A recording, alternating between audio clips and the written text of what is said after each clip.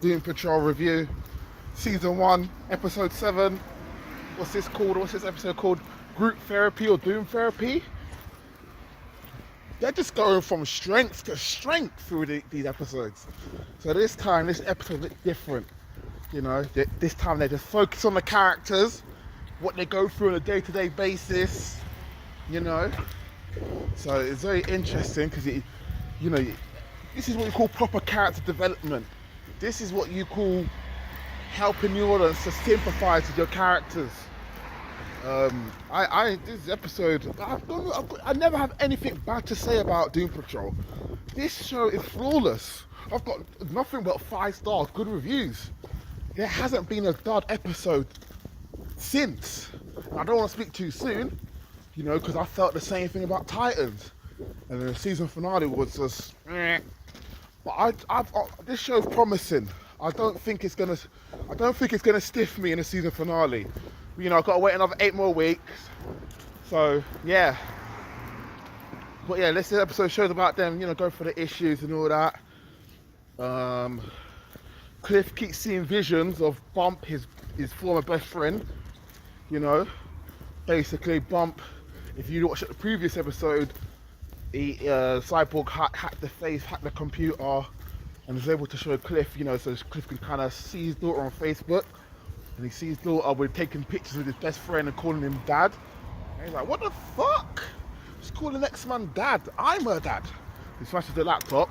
But this one here is kind of seeing more visions of Bump. But the thing is though, who he's seeing visions of is, like, the Bump is actually Cyborg. So he's seeing Cyborg, but he's seeing Bump, but it's actually Cyborg, you know. So it's like a hallucination a bit.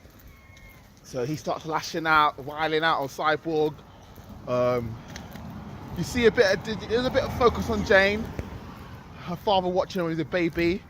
I think it's more or less to say the father was a bit of a creep, probably molested her, something. But we'll see as the episodes progress. They're kind of alluding to that, you know, that the father most likely was a sick fuck. Rita, I like Rita, you know, I do like Rita. She's got that pin down of that woman that's very kind of insecure, cares what people think, how they view her, you know. She's like really captured that woman, you know, very kind of snobby, you know, and it's like what she's going through in terms of her, you know, her powers and all of that, you know. I guess you could say you're going to eventually see a change of like humility in her.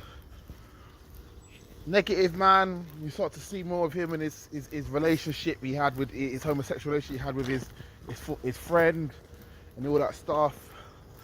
You know, sometimes I do feel like these TV shows, like,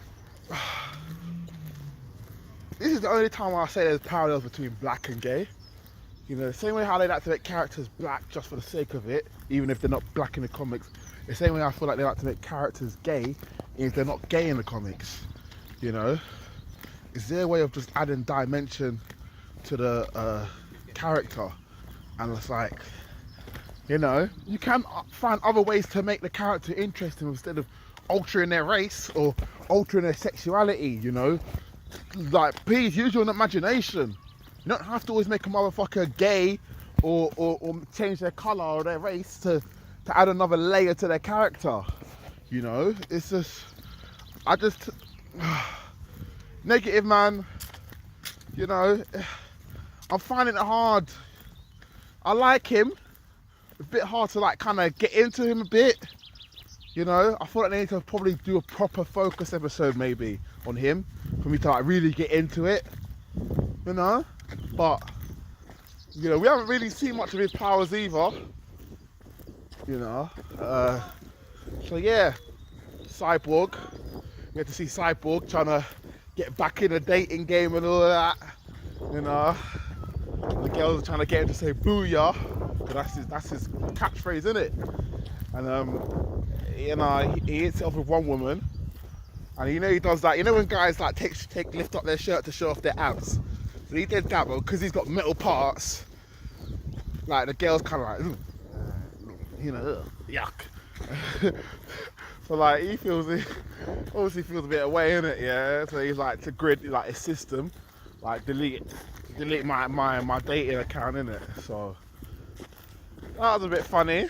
What else? Yes, Cliff, Robot Man. You know, the back to the hallucinations. He has a breakdown eventually, and at the end of the episode, you see a mouse come out of him called Admiral Whiskers. Yeah, it turns out that a mouse was controlling Robot Man in that episode, listening with his functions and his mind and everything. And you know why? Because 6 episodes back, I think when they were driving into Cloverton, Robot Man, when he was driving the bus, he ran over Admiral Whiskers' mother. So Mr. Nobody, because Mr. Nobody you could say is the narrator, I guess he's breaking the fourth wall, speaks to Admiral Whiskers, tells him to avenge your death. This is why on the internet say Admiral Whiskers is more or less the Batman of the rat world, because you know he's avenging the death of his parent and woo woo woo. You know, it was very bizarre because like, oh, okay, it turns out that a mouse was controlling Robot Man all along in this episode, which is why he was wilding out. And you kind of get to see a little origin story with Admiral Whiskers. So yeah, I like that episode. It was pretty funny at the end, you know. So yeah, I enjoyed that episode, to be honest. I think next week's episode, or I mean today's episode, because it's Friday, this episode is called Danny Patrol. So I believe this is going to involve Danny the Street. So Danny the Street, this is how bizarre Doom Patrol is. I'm loving it. Danny the Street's actually, you could say he's a hero, but it's a geographical location. Yeah, so it's not actually a person. So it's like a geographical location called Danny the Street. And they can basically, you know, his powers is teleportation. So it can constantly like change sceneries of streets, and you know, they said the street is actually homosexual, like, which don't make sense. But how they've disguised it is that basically, and he's a cross-dresser. So I don't know how they're gonna do the whole homosexual storyline, but I know in terms of the cross-dresser, basically they'll have masculine looking buildings with like decorations, you know, symbolizing, you know, I guess a man dressed as a woman in a sense. So yeah, I'm interested in that episode. Yeah, I might watch it tonight. I like to really savor my Doom Patrol episodes, so I like to like leave it for like next week. I usually like to leave it for maybe Wednesday, maybe Thursday, you know, the week after.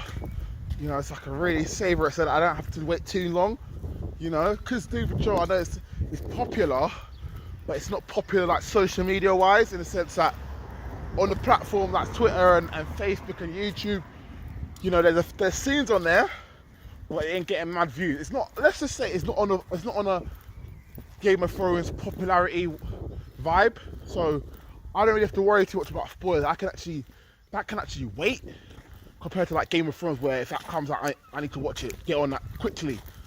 Whereas in this case, I can't. I can wait later. But yeah, it's a good episode. So yeah.